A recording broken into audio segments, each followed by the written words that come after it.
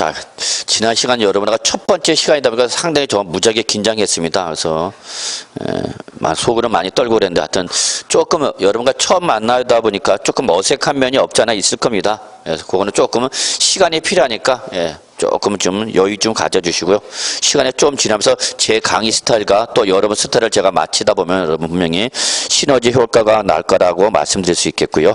자, 지금부터 이제 우리 2페이지 납셈의 성립과 확정 소멸인데 여러분.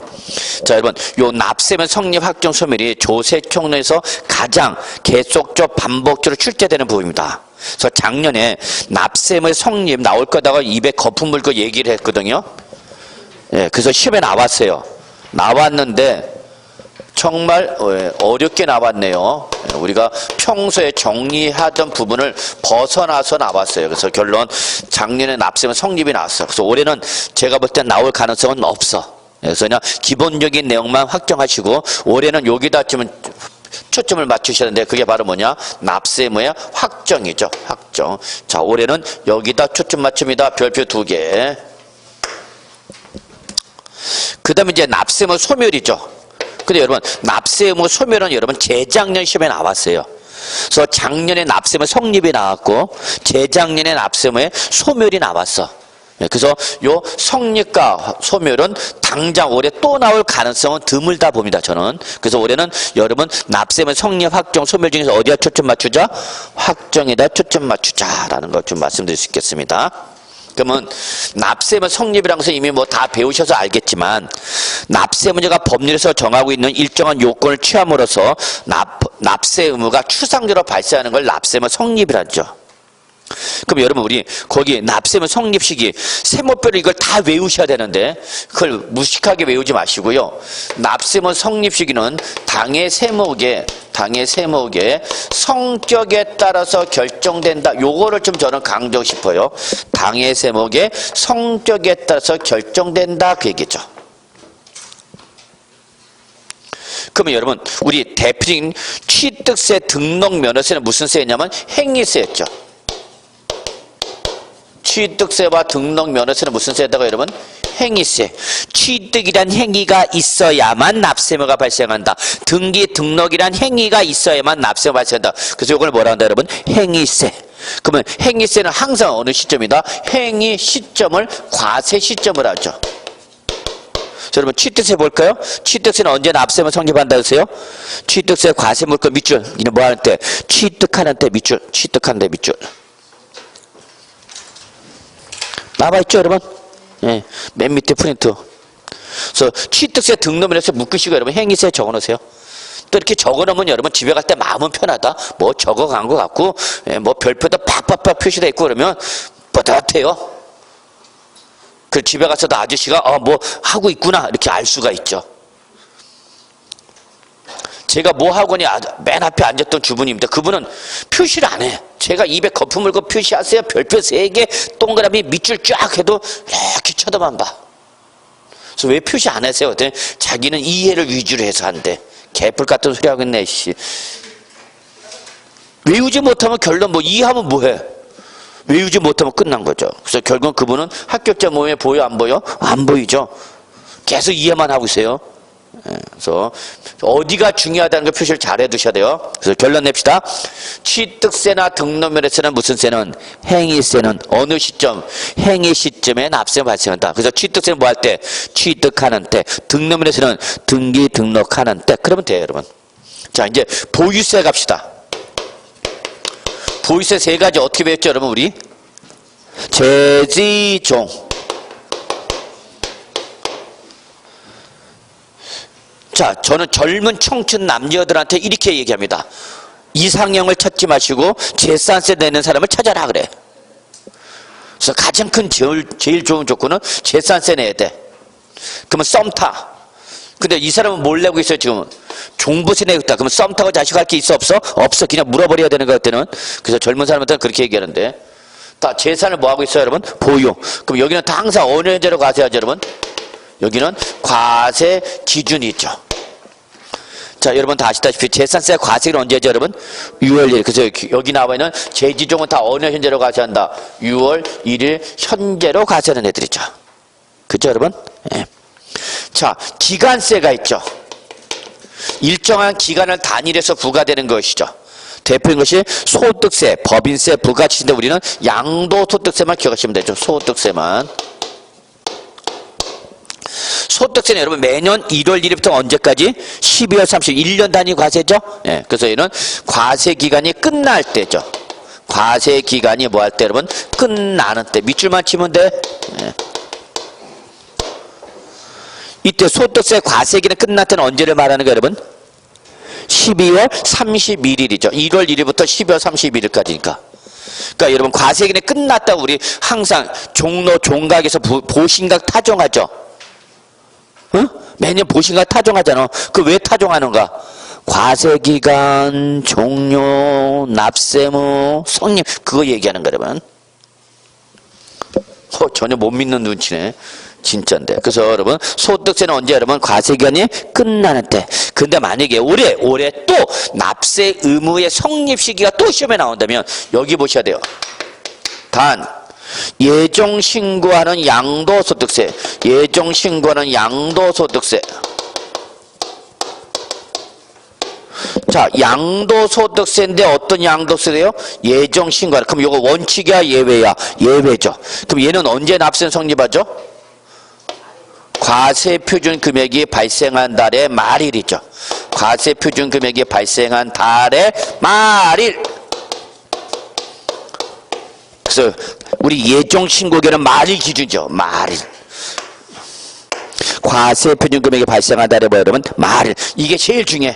여기다 별표 하나 시뻘게 쳐놔. 올해 만약에 납세면 성립시가 또 나온다면 답으로 물어볼 수 있는 아주 중요한 내용 중에 하나다. 출제될 가능성 떨어지지만 그래도 요거는 좀 봐주자. 이게 제일 중요했죠 뭐. 그 다음에 여러분 부가세는 뭐 쫓아오면 되는 거죠? 본세. 부가세는 본세 쫓아오면 되는 거죠 뭐. 예, 그래서 여러분 거기 보시면은 예, 농어촌 특별세 지방교세 묶으세요. 농어촌 특별세 지방교세 묶으세요. 뭐죠 여러분? 예, 부가세죠. 부가세가 뭘 쫓아가죠? 본세 쫓아가죠. 본세. 자, 지방소득세 나왔네요. 항상 여러분 지방소득세 뭐 쫓아간다고요? 소득세. 무조건 지방소득세 소득세 쫓아가면 돼요. 자, 인지세 여러분 과세문서를 작성할 때 여기 밑줄 과세문서. 여러분 공인중개사와 관련된 과세문서가 뭐죠? 공인중개사와 관련된 과세문서가 뭐야? 안 배웠나? 적으세요. 부동산 매매 계약서 적어놓으셔야 돼요. 그래서 여러분이 공인중개사가 되셔서 뭘 작성하면 부동산 매매 계약서를 작성하면 거기는 뭐가 부과된다 여러분? 인지세가 부과됩니다. 근데 여러분 하나 더 주세요. 부동산 임대차 계약서는 과세 문서가 아닙니다. 인지세 과세 안 됩니다. 그러니까 여러분이 공인중개사가 되셔서 자 이거 작성해야 되겠죠. 부동산 뭐 매매 계약서와 임대차 계약서. 여러분 지금은 시험 공부를 하지만 합격하고 나면 여러분 실무세법 따로 하셔야 돼요. 실무세법 따로 하셔야 됩니다. 실무에서 움직이는 세법하고 우리 시험 대비 세법은 좀 괴리가 심해. 예, 그래서 여러분이 실제 실무 나가시기 전에 꼭 실전에서 필요한 세법을 따로 공부를 하지 않으면 실무 나가서 여러분 당합니다. 몰라. 그래서 맨날 옆집 가서 근데 옆집 아저씨한테 물으면 옆집 아저씨는 더 몰라 우리보다. 네. 그러면 여러분 다시 한번 여러분이 공인중개사가 되셔서 뭘 작성하면 부동산 매매 계약서를 작성하면 이거는 인지세 과세 대상입니다. 그러나 부동산 임대차 계약서는 인지세 과세 대상이 아니다고. 그래서 결론 여러분이 공인중개사 돼서 뭘 작성하면 매매계약서 쓰면 여기에 뭐가 붙어야 된다고? 인지. 그러면 인지세 언제 납세 발생한다고요? 과세문서를 뭐 할 때? 작성할 때. 자, 원천 징수하는 소득세 있죠? 여러분이 세법을 공부하지 않아서 제일 많이 듣던 용어 중에 하나가 바로 뭐죠 여러분? 원천 징수란 말 많이 들어보죠. 본인 또는 배우자, 오빠 또는 아저씨가 직장을 다녀. 그래서 근로 제공하고 급여를 받으면 지급하는 급여에 대한 뭐를 빼고 주죠 여러분? 소득세 빼고 주죠. 돈 줄 때 세금부터 떼고 준다. 그래서 이걸 뭐라 표현한가 여러분? 원천징수. 돈 줄 때 소득이죠. 세금부터 떼고 준다. 이걸 뭐란다 여러분? 원천징수하는 대표적인 뭐죠? 소득세. 그래서 원천징수하는 소득세는 언제 납세는 성립한다고요? 돈 줄 때. 그 돈 줄 때를 조금 이제 법률적으로 표현한 게 뭐야 여러분? 소득금액이나 수익금액을 할 때 지급하는 때. 옆에다 적어 그냥 돈 줄 때. 우리가 여러분 일주일에 한 번씩 매주 토요일 되면 한 번 정도 사는 거 있죠? 로또. 한 번은 사보죠 여러분. 로또. 우리나라 말로 하면 한자로 하면 뭐라고 표현해야 되는 게 원칙이야? 복권. 복권이죠. 사실은 제가 주택은행에서 한 13년 정도를 근무했었는데 복권가에서 복권 사업에서 한 1년 정도 근무를 했었습니다. 그래서 매주 일요일 날 하면 KBS에서 별관 나갔고 그 당시 제가 근무할 때는 뭐였냐? 화살판이었어요. 준비하시고 쏘세요! 팡 화살표 나갔고 각조에 몇 조, 몇 번 뭐 그거 했어요. 기억나시나요 여러분? 제가 할 때는 그거 했었는데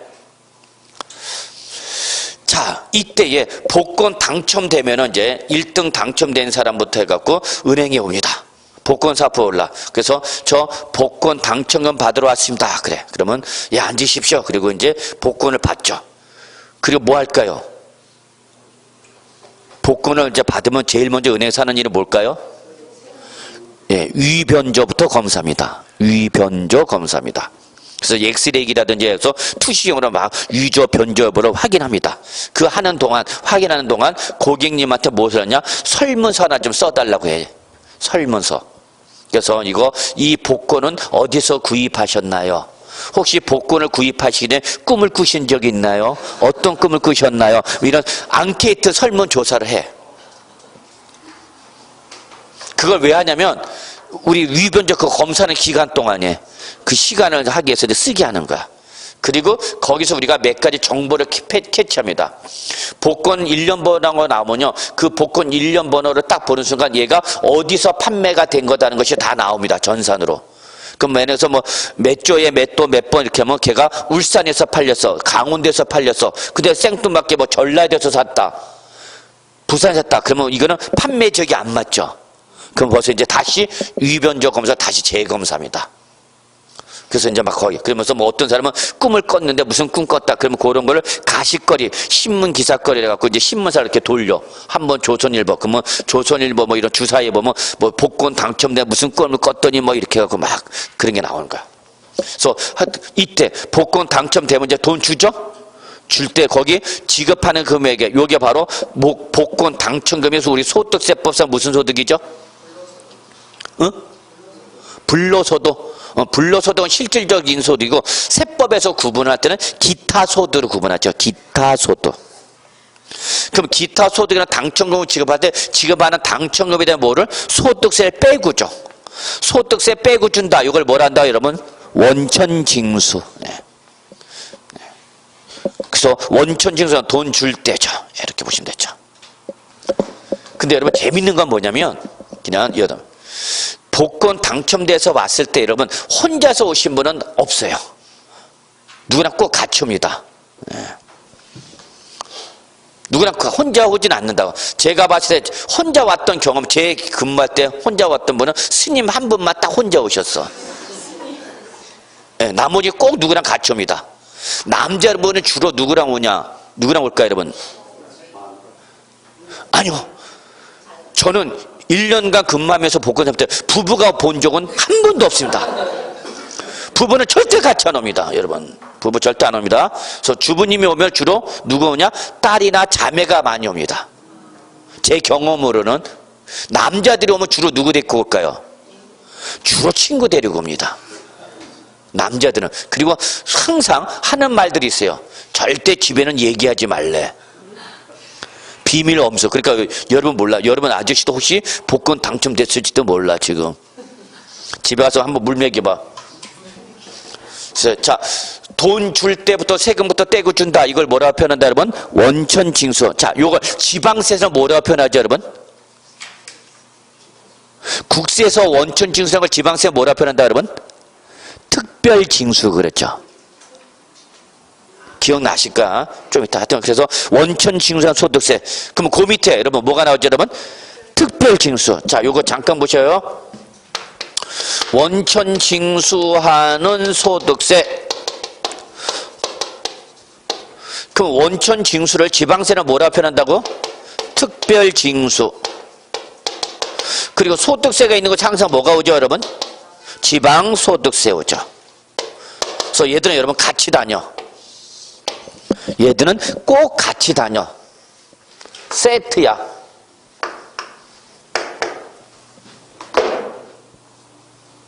원천 징수하는 소득세. 그러면 요거의 몇 프로가?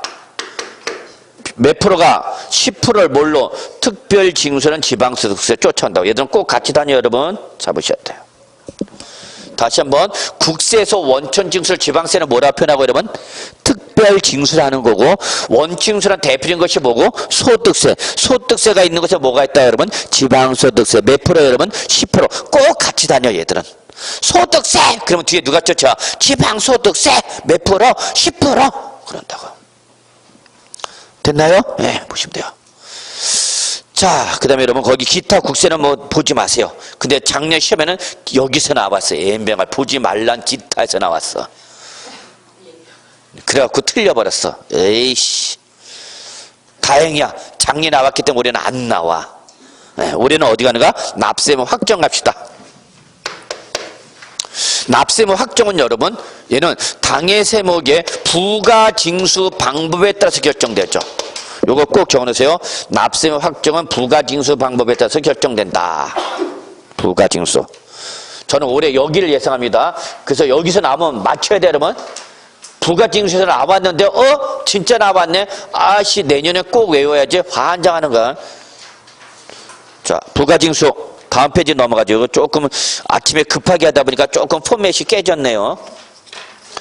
자, 그러면 여러분 거의 박스를 그대로 외우려면, 무식하게 외우려면 힘들어. 자, 저는 이렇게 합니다. 부가징수는 납세의무 이행 방법이죠. 자, 여러분 세법의 당사자는 두 사람이야, 기본적으로. 누구와 누구죠? 그쵸. 과세권자와 납세의무자죠. 모든 법률 행위는 단독 행위가 아니라 뭐가 있죠, 여러분? 당사자가 있죠. 그럼 세법의 당사자는 누구다, 여러분? 과세권자와 납세의무자죠.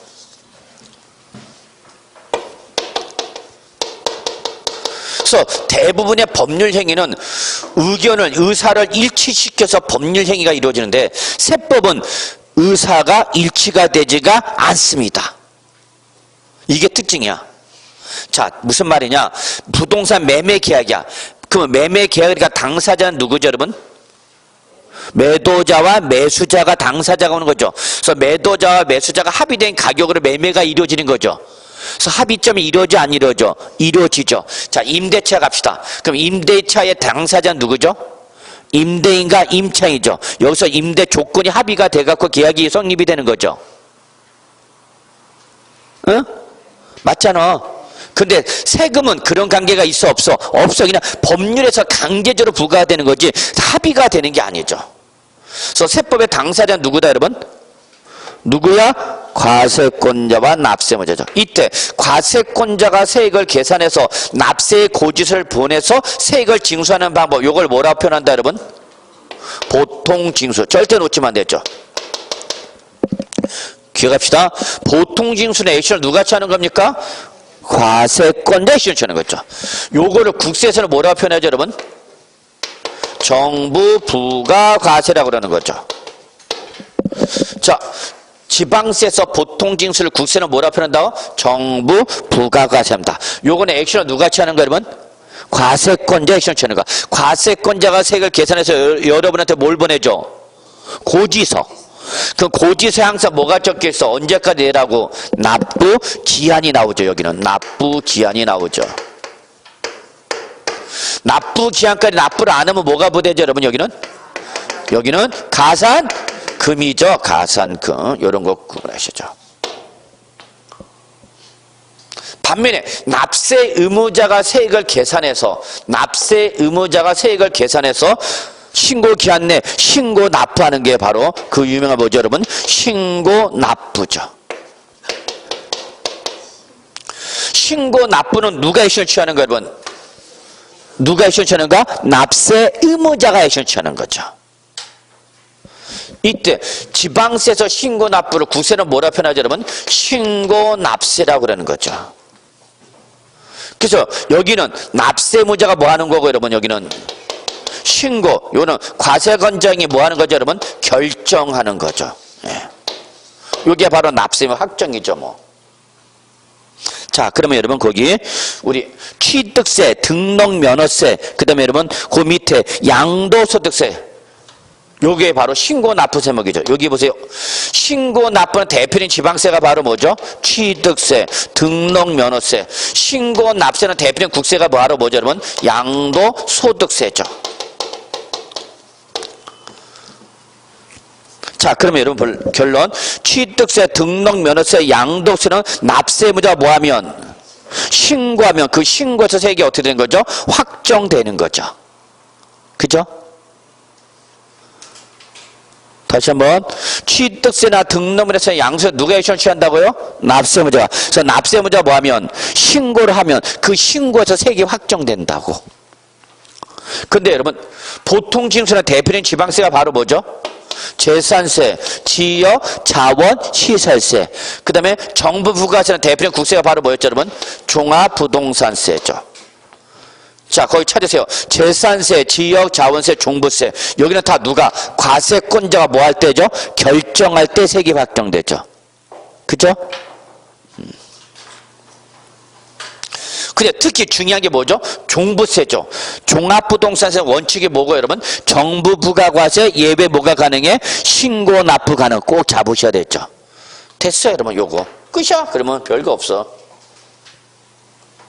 자, 그 다음에 여러분 거기 세금을 잡아야 되죠. 거기 뭐냐면요, 인지세, 원천 징수하는 소득세, 특별 징수한 지방세 세금 잡으세요. 묶으시고요.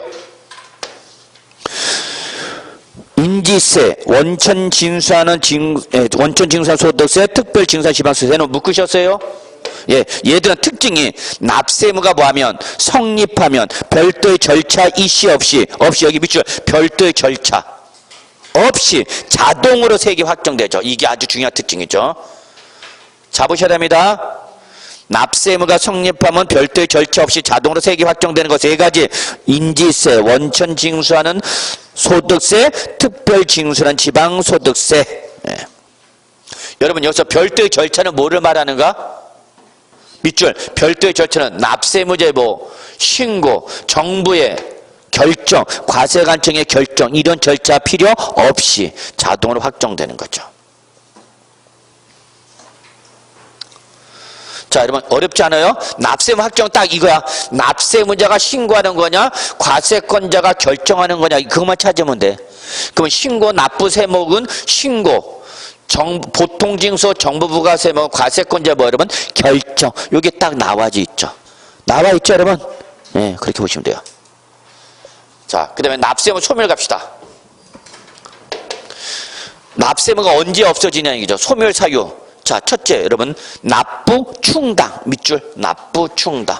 본질적인 납세무 이행한 거죠. 그 다음에 납세무를 이행하지 않았어도 납세무 소멸되는 게 밑줄, 부가의 취소. 부가의 취소. 부가의 취소는 뭐죠? 당초 적법하게 부과됐는데 납세무 성립했는데 그 이후에 원인행위의 무효나 취소로 해서 없어지는 걸 바로 부가의 취소라는 거죠. 자, 그 다음 밑줄, 제척기간의 만료. 소멸시효 완성, 이거 다 배우셨죠? 특히 제척기간, 소멸시효 이미 민법에서 다 배우셨죠? 자, 그러면 여러분 우리는 여기서 제척기간을 좀 봐두셔야 됩니다. 올해는 제척기간, 그 다음에 소멸시효 기간, 요거 좀 봐두셔야 돼요.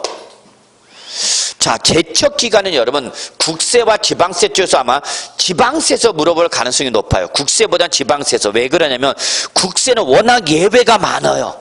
그 예외를 워낙 많다 보니까 예외를 다 고려하다 보면 문제 만들기가 너무 어려워. 그래서 만약에 제척기간이 시험에 나온다면 지방세에서 물어볼 거야. 그러면 지방세 제척기간 딱 몇 가지로 보시면 되냐? 세 가지로 보시면 돼요. 세 가지. 첫째, 뭐를 보면 되냐? 역시 뭐 부정행위. 부정행위에 대해서 제척기간, 세금을 부과할 수 있는 기간은 몇 년이냐? 몇 년이죠, 여러분? 10년이죠. 10년. 동그라미 10년. 부정행위일 때 제척기간 몇 년이다 그러면 10년. 예를 들어서 이중 계약서 썼어. 다운 계약서 썼어. 그러면 다운 계약서에서 적게 낸 취득세를 부과할 수 있는 기간은 몇 년이냐는 얘기야? 10년이다 그 얘기입니다. 양도소득세 다운 계약서 썼어. 몇 년이라는 얘기야? 10년. 그래서 여러분 우리 아까 부정행위로 과소신고 납부를 하지 않아서 몇 프로 때렸죠 여러분? 40%. 그 40% 뗄 수 있는 기간이 몇 년이라는 얘기야? 10년이라는 얘기죠.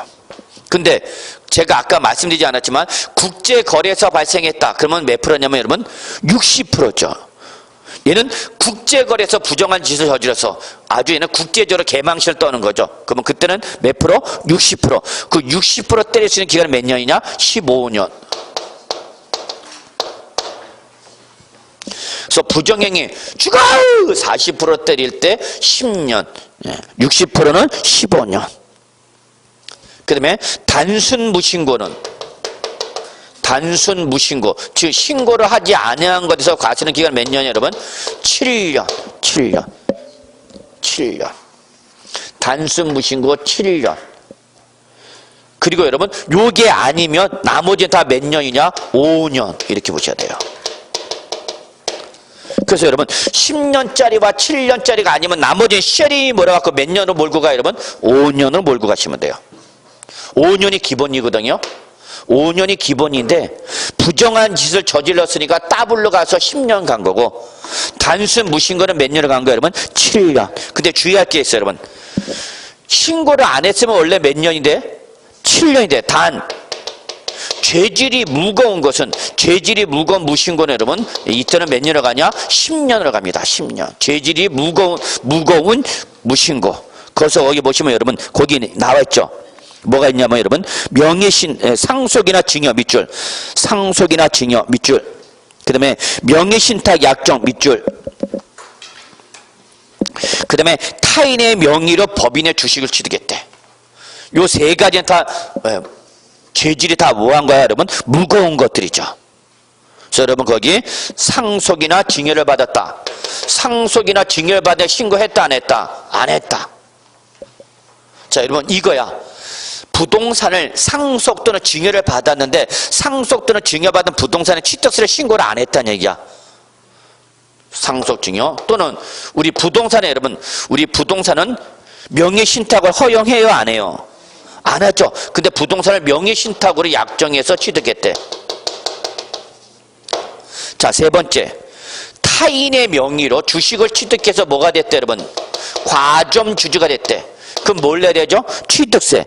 자, 그런데 이러한 상속, 증여, 명예신탁, 타인의 명의로 했는데도 신고를 했다, 안 했다? 안 했다. 이때는 무신고지만 몇 년을 간다, 여러분? 이때는 10년.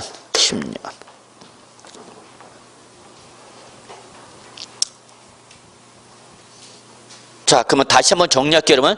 자, 이렇게 합시다. 제척기간, 부정행위 몇 년? 10년.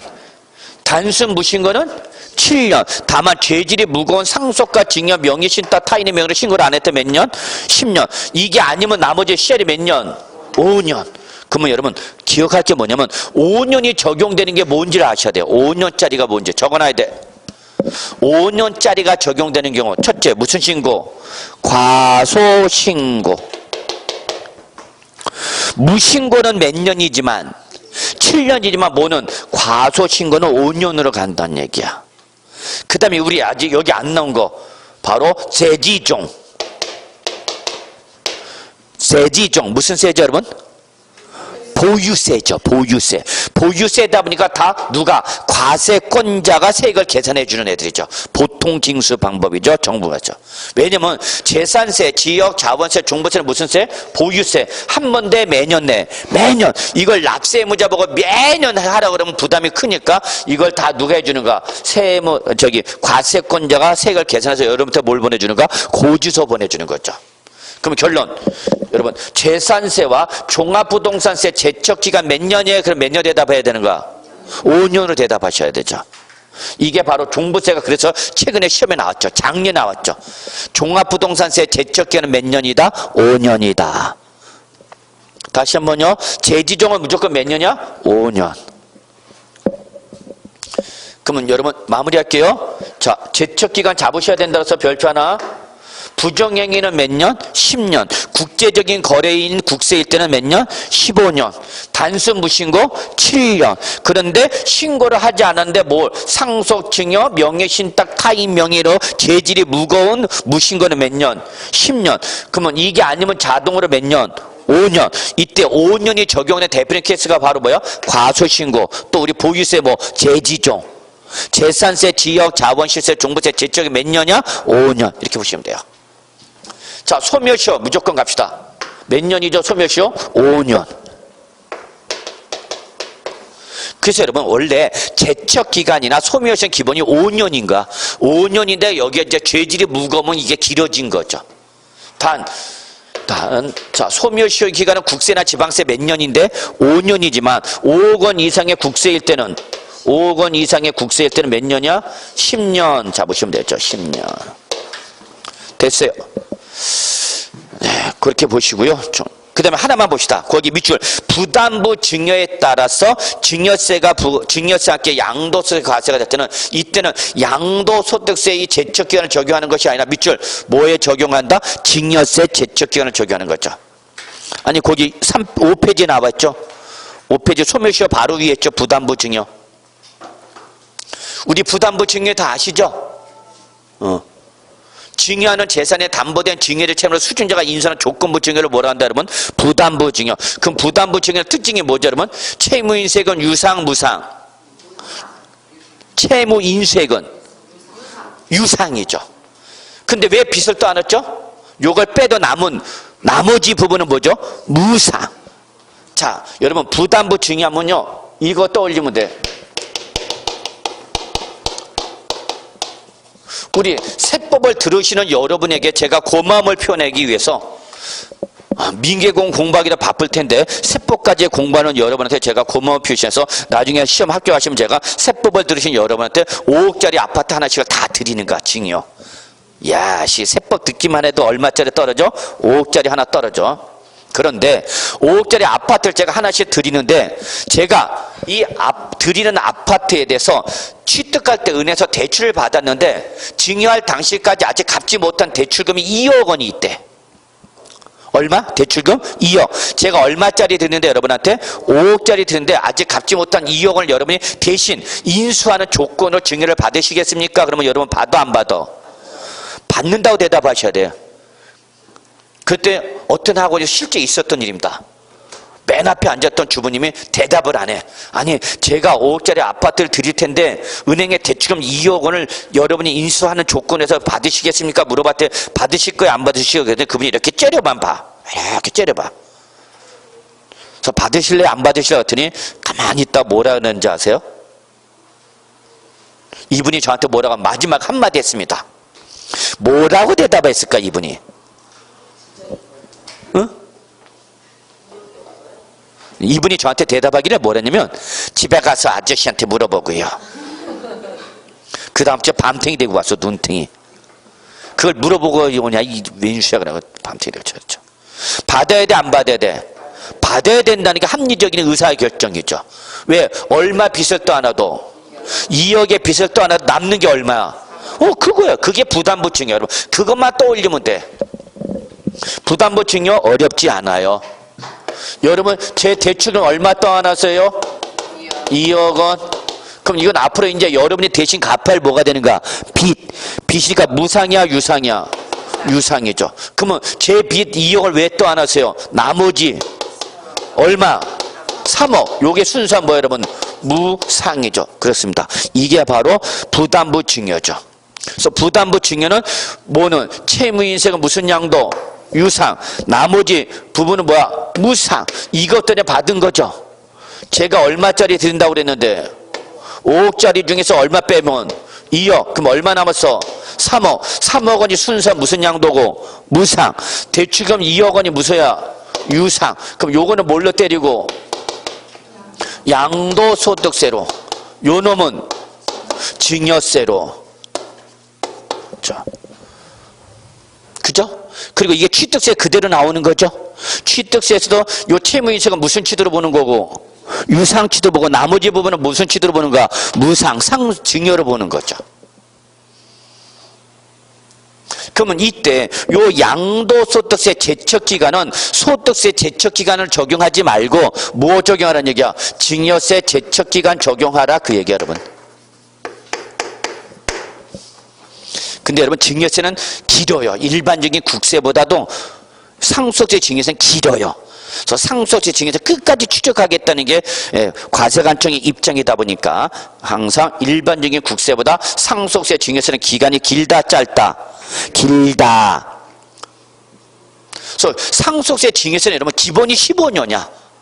기본이 15년. 우리는 길어도 몇 년이 돼? 부정행위일 때 10년이었는데 이렇게 상속증여세 길죠. 자, 이렇게 좀 보시고요. 여러분 증여세 예정신고기한은 양도세 예정신고기한은 언제까지죠? 양도소득세 예정신고 언제까지 해야 되죠 여러분? 양도일이 속한 달에 말부터 몇 월 이내죠? 3개월이지 3개월이지. 양도소득세 원칙은 몇 월인데 예정신고 원칙은 몇 월인데 2월인데 부담부 증여인 양도세는 몇 월이야? 3월이죠 3월. 왜 그러면 증여세 신고기한에 맞춰준 거니까 그래.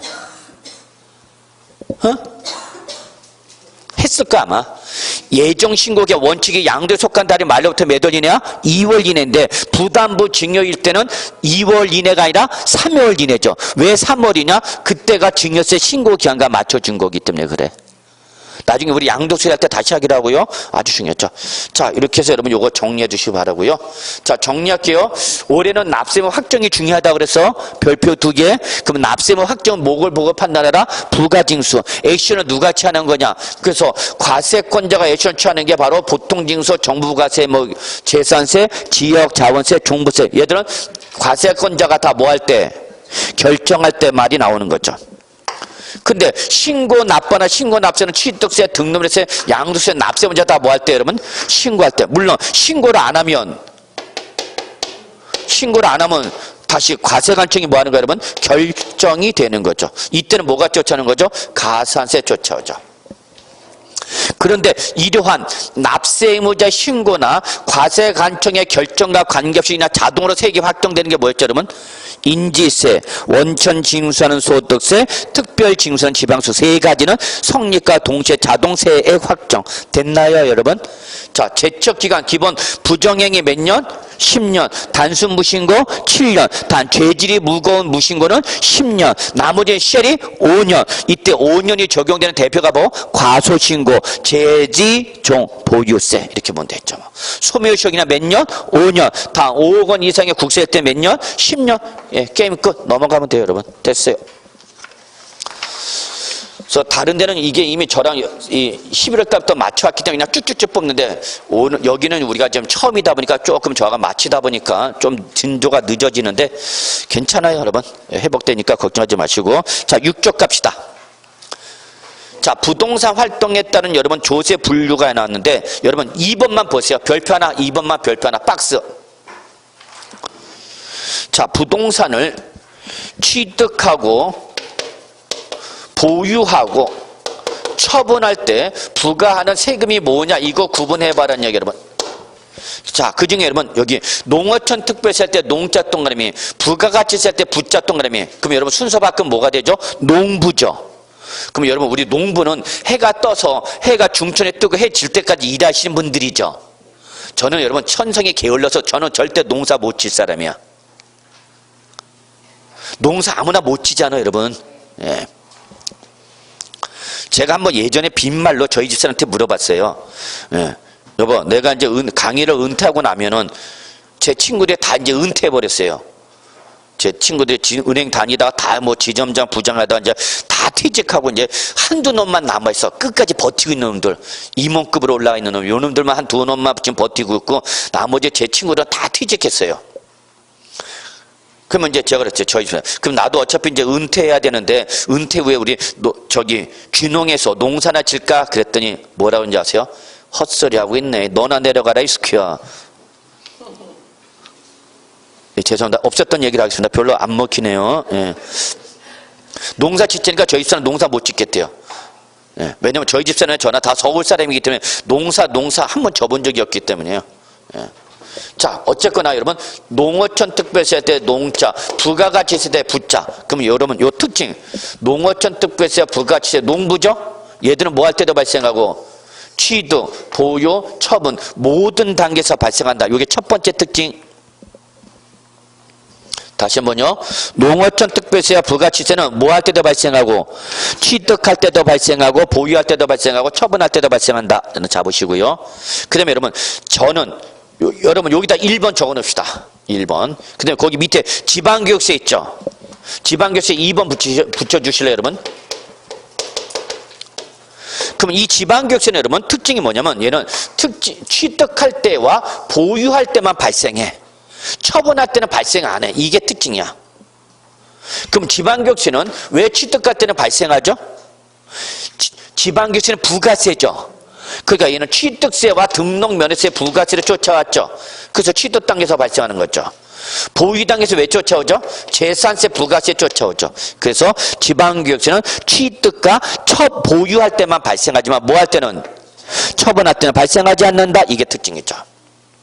자, 지방소득세 갑시다. 지방소득세 3번 붙여주세요 여러분. 지방소득세 3번 붙여주시고요. 자, 지방소득세는 취득할 때는 발생 안 하죠. 그 대신 뭐 할 때 발생하죠? 보유와 처분할 때 발생하죠.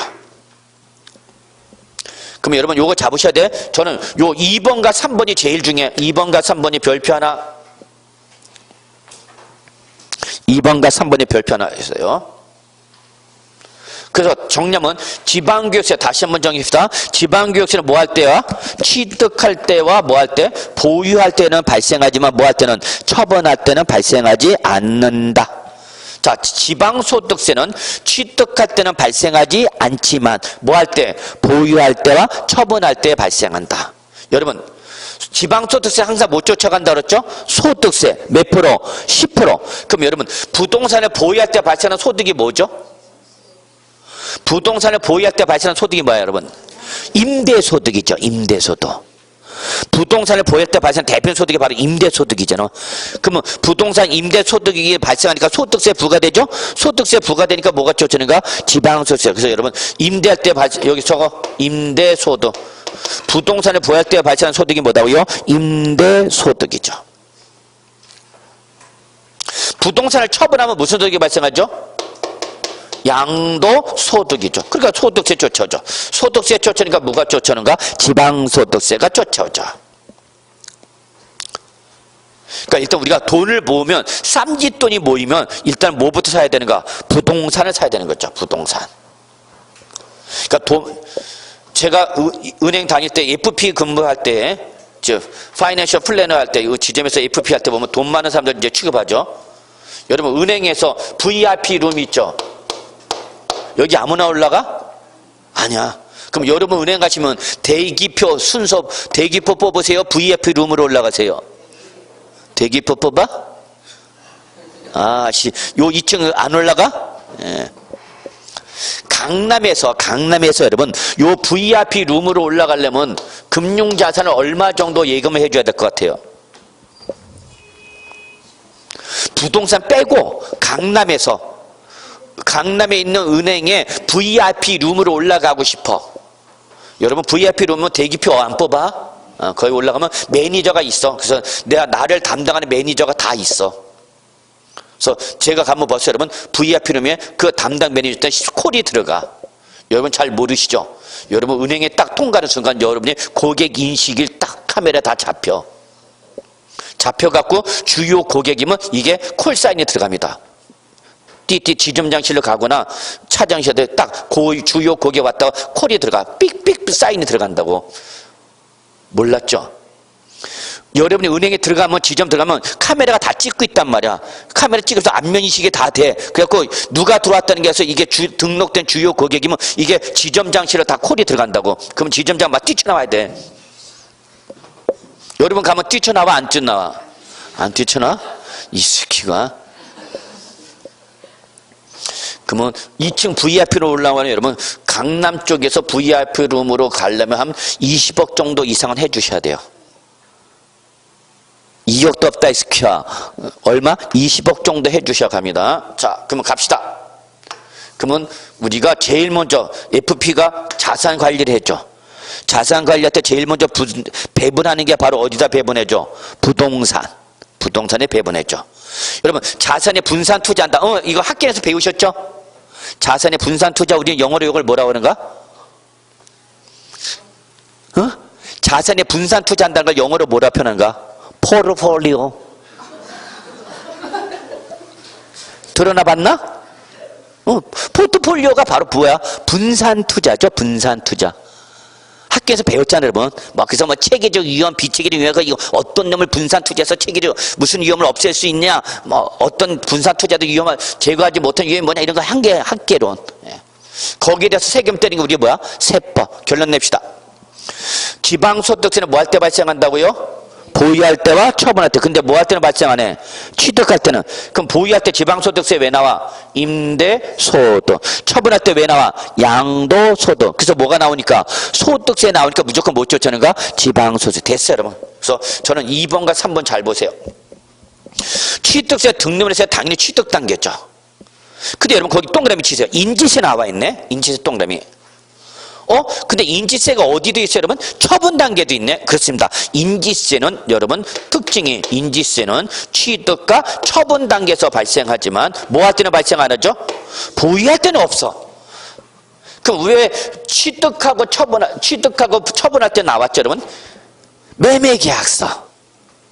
매매계약서니까 매도자는 처분 단계, 매수자는 취득 단계죠. 그러나 임대차익에서 인지세 과세 대상이 아니니까 보유 단계는 없는 거죠. 그래서 인지세 체킹합시다. 그래서 인지세는 뭐 할 때 여러분? 취득과 처분 단계에서 발생하지만 보유할 때는 발생하지 않는다. 그 다음에 여러분 거기 보유 단계에서 우리가 꼭 기억할 게 뭐죠? 재지종. 재지종 잡으세요. 재지종. 무슨 세? 보유세, 재산세, 지역자본시설세, 종합부동산세, 보유세 세 가지 어떻게 한다고요? 재지종. 그러면 돼요, 여러분. 재지종. 자, 됐어요, 여러분.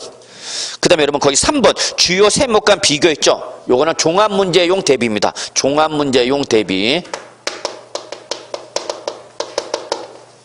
종합문제용 대비.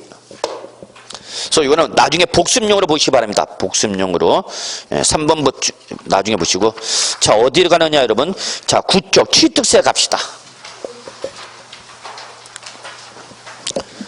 국세, 이제 취득세. 그래서 우리 두 문제 끝났고요. 취득세 이제 우리 세 문제 정도 나오네요. 세 문제 정도. 많으면 네 문제까지도 나옵니다. 그러면 여러분, 네 문제가 나올 때는 등록 면허세와 연결돼서 나옵니다.